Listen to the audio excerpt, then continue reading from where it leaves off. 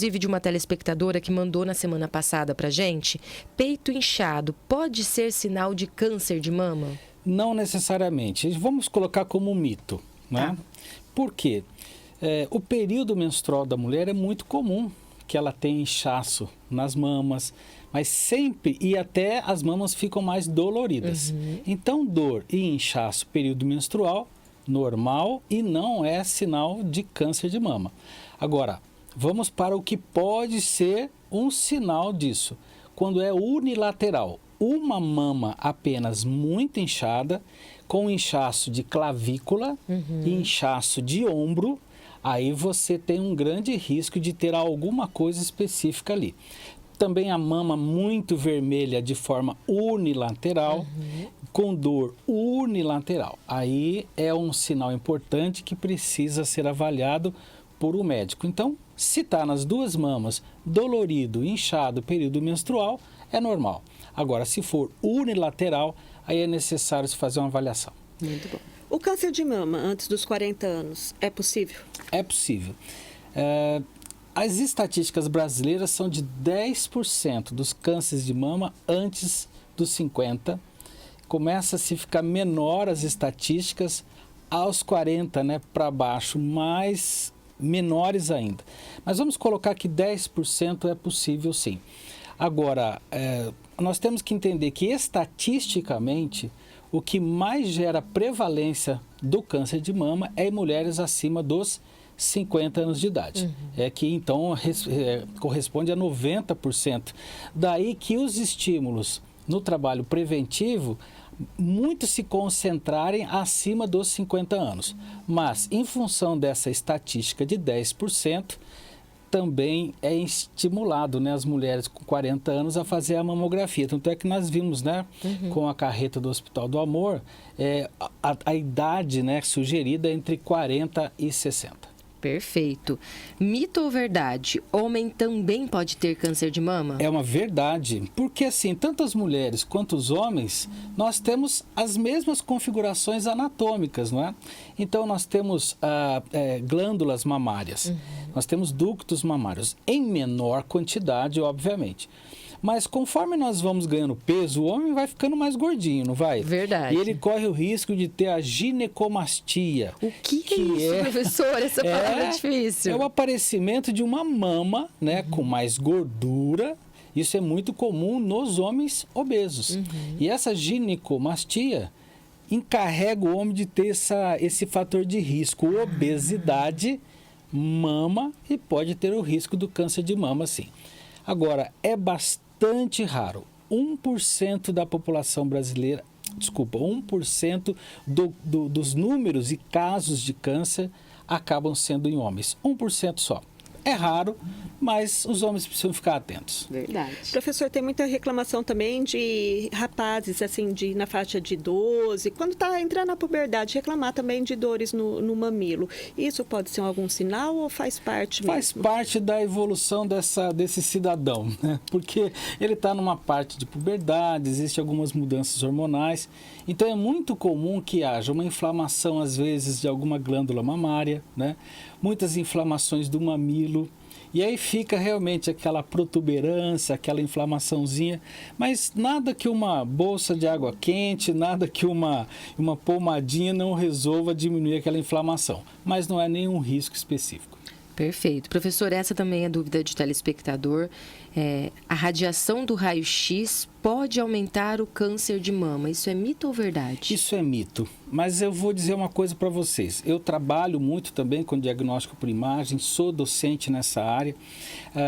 Tudo que tiver relacionado à radiação, nós temos que tomar cuidados, né? Então, assim, um simples raio-x pode proporcionar radiação? Pode, mas hoje infinitamente menor do que há 5 anos atrás, por exemplo, porque a tecnologia está evoluindo demais. Tomografias que antes geravam muita radiação, hoje geram menos do que o próprio raio-x. Agora, o que a sociedade médica diz? É necessário se fazer, não há nenhum risco, desde que não haja uma sobrecarga disso durante o ano. Perfeito. Como são feitos uma mamografia a cada 2 anos, não há o risco de ter algum tipo de risco, né? De ter algum câncer, de aumentar e tal. Agora, caso o médico entenda que aquela paciente tem algum risco, por exemplo, de causas genéticas. Vamos imaginar que ela já teve um câncer de colo do útero, ela teve um câncer de ovário, ela tem alguma predisposição genética, provavelmente ele não vai solicitar um exame ionizante. Então ele vai fazer o quê? Ele pede um ultrassom, que não tem radiação, ou mesmo uma ressonância magnética, que não tem radiação. Então é um bom senso que se faz. Agora, só para que o nosso público entenda, houve realmente um estudo há mais ou menos 5 anos atrás na Inglaterra sobre essa questão da radiação gerar aumento do câncer de mama. Mas depois foi feita uma análise melhor, eram em mulheres que eram muito suscetíveis a alterações genéticas. Aí perceberam que não era um grupo para se alastrar essa informação, era muito em particular. Daí que veio a substituição do raio-x, nesses casos, pelo ultrassom e pela ressonância magnética. Então, assim, está apaziguado essa questão, né? Mas é mito ou não a respeito de mulher antes dos 40 anos não pode fazer mamografia? A verdade é assim, as estatísticas são bem claras. Como nós dissemos aqui, a maioria das prevalências de estatísticas de câncer de mama é acima dos 50. De 40, nós já diminuímos bastante, o risco de 10%. Então, abaixo de 40 anos, nessa faixa de 35, não é exigido porque não faz sentido no sentido preventivo. Então, eu expor a mulher desnecessariamente a um raio-x, por causa de uma prevenção mais ou menos extrema, não é necessário. Então, assim, o nível de estatística tem dado tranquilidade para a gente entender que mulheres abaixo de 40 anos faz preventivamente só se tiver esse caso em particular de alguma alteração genética avaliada já pelo grupo de médicos e ginecologistas daquela mulher. Quem são essas pessoas? Quem teve câncer de colo de útero, câncer de ovários, né? Ou algum tipo de câncer à distância abaixo desses 30 anos. Aí, ok, então vale a pena ser cauteloso e fazer os exames preventivos. Mas, na normalidade, não é nem exigido. Professor, essa eu tenho certeza que muitas mulheres já ouviram. Sutiã apertado demais pode causar câncer de mama. Não causa, é mito. E foi feito um estudo maravilhoso nos Estados Unidos há 4 anos atrás sobre não só o sutiã apertado, mas o uso errado do sutiã ou formas diferentes, né? Então eles fizeram esse estudo e nada foi comprovado, né? O que nós sabemos é que quais são os fatores de risco de câncer de mama. E a gente precisa ficar bem firme para a nossa população. Fatores histórico-familiar. Isso é importante, né? Quer dizer, eu tenho uma mãe que teve, uma avó que teve, eu tenho esse risco. Então, eu entro nesse grupo de risco, faço as avaliações preventivas e ok. Pessoas que são obesas, que usam constantemente o cigarro, pessoas que consomem bebidas alcoólicas, sedentárias, essas pessoas entram num grupo de risco importante. E eu fico preocupado, Flávio, com 2 coisas que estão acontecendo no Brasil. Primeiro, o aumento do consumo de bebida alcoólica pelas mulheres. Você sabe que diminuiu o tabagismo, mas houve uma espécie de compensação, ainda nós não sabemos como, mas há um número muito grande de mulheres que começou a beber bebidas alcoólicas de forma comum e rotineira. Olha só. Não é? Então, isso não é interessante. Nós não incentivamos o uso de bebidas alcoólicas nem para os homens, nem para as mulheres. Inclusive, antes de ontem, veio o presidente da Associação Antialcoólica. Nós estamos numa semana, inclusive, importante para dizer claramente, o Brasil hoje tem 4 milhões de alcoólatras. Nós temos, em média, 85 mil mortes diretamente relacionadas ao alcoolismo por ano no Brasil. Isso inclui homens e mulheres. Então, qualquer tipo de estímulo à bebida alcoólica tem que ser rechaçado, qualquer tipo de estímulo. Então, nós temos que tomar muito cuidado com relação a isso. E a outra coisa é a obesidade. A obesidade, em alguns locais, está sendo relativizada.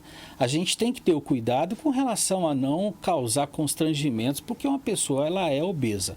Agora, nós não podemos relativizar. A gente sempre tem que dizer, obesidade é um fator de risco às doenças cardíacas, cardiovasculares e também ao câncer de mama. Então, assim, obesidade é importante de ser interpretada, avaliada e discutida. Como saúde pública, fundamental que a gente elimine essas características. Agora, qualquer coisa mecânica, né, voltando à sua pergunta, não tem nenhum tipo de interferência aí na mama. Perfeito. E uma mulher acima dos 40 anos que faz o autoexame. Ela fez o autoexame, não precisa mais fazer a mamografia? Mito enorme. Tem que fazer. Não adianta só. Enorme, é. Porque assim, é fundamental o autoexame. É fundamental. Inclusive, nós vamos vir no próximo programa para falar só sobre o autoexame. Perfeito. E aí o autoexame é fundamental, porque é uma questão de consciência corporal, a mulher saber as características físicas dela. Agora, se ela identificou alguma coisa que está diferente da sua rotina, aí ela deve procurar um médico. E aí o médico vai solicitar a mamografia, porque ninguém dorme no ponto nesse sentido, viu? Se a mulher interpretou algum sinalzinho, algum nódulo pequeno, algum caroço, vai para o médico já faz a solicitação da mamografia, porque é fundamental fazer o mais rápido possível esse diagnóstico. Caso encontre algum tipo de sinal, como nós vimos na reportagem, vai para uma segunda etapa ou uma terceira etapa, né? Vamos entender, autoexame a primeira, mamografia a segunda e depois, caso tenha a necessidade, a biópsia para identificar se aquele tecido é um tecido benigno ou se é um tecido maligno. Então, o autoexame faz parte do processo de avaliação preventiva, sim. Professor, essa também muita gente já ouviu. Antitranspirante, desodorante, pode causar câncer de mama? Não. É mito. É mito? Eu vou responder por quê. Sabe que nós temos muitas glândulas nas regiões das axilas. Então, nós absorvemos qualquer tipo de formulação química ou qualquer tipo de, de produto que possa fazer uma irritação tecidual, ele é absorvido, porque nós temos uma grande área de tecido linfático, né? Nós não transpiramos? Verdade. E a gente usa o antitranspirante, só que por um tempo. Depois a transpiração começa a fazer a absorção daquilo, vai para o tecido linfático, depois vai para o xixi e aí a gente elimina aquilo lá. Então não há nenhum risco. Os riscos maiores é aquilo que nós estamos colocando.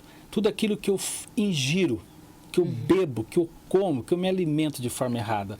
E isso sim pode acontecer esse agregar, né, dessas substâncias negativas nos nossos tecidos.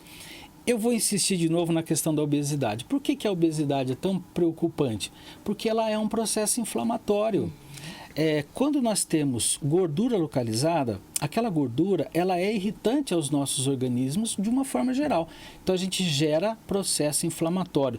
Lembra da Covid-19? Muita gente achava que não tinha comorbidade, mas ele entrava no UTI obeso e ele gerava riscos pelo processo inflamatório só dele ser obeso. Perfeito. Então é um risco maior. Então assim, antitranspirantes não são problema. E amamentar protege do câncer de mama? Protege, esse é o período mais lindo. Eu acho que essa é uma das perguntas que eu mais gosto de responder, porque a amamentação, nós não sabemos qual é o elemento, mas o amamentar, a questão mecânica, a questão emocional, a questão hormonal que está relacionada à amamentação, ela é tão poderosa. Qual é a faixa de risco de câncer? Não é 50 anos? Vamos imaginar que a mulher teve neném aos 30. Perfeito. Ok? Você imagina que ela tem fator protetivo durante 20 anos? Olha só. Então, é muito importante amamentar. É muito importante esse processo. Agora, ainda não está claro como é que é essa linha fisiológica da proteção, mas que as estatísticas são claras. Mulheres que amamentam e amamentam de forma prolongada, mais de 6 meses, é mais protegida ainda. Muito bom. Professor, para a gente encerrar, exercícios físicos previne o câncer de mama? Claro. Saúde, né? Claro, é saúde, porque se eu falo que tabagismo, alcoolismo, obesidade, sedentarismo são fatores de risco, se eu incluo hábitos de vida poderosos, né, sobre essa mulher, consequentemente eu tenho prevenção. Então, aquele tripé básico, o nosso público já sabe. Verdade. Atividade física regular, alimentação saudável e controle do estresse. Esses são os melhores elementos de saúde. E aí está incluído também a prevenção do câncer de mama.